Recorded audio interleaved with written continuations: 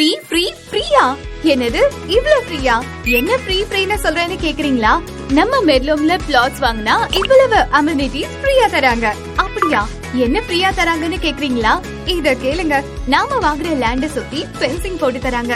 5 அடியில கேட் போட்டு நம்ம பெயரை பதிவு பண்ணி தருவாங்க. 20 செம்மரமும் பிளான்டேஷன் பண்ணி தராங்க. இது 10 வருஷத்துல 10 மடங்கு ரிட்டர்ன்ஸ் தானே உங்களுக்கு. இது என்ன புதுசா இருக்கேன்னு யோசிக்கிறீங்களா? இருங்க இன்னும் இருக்கு.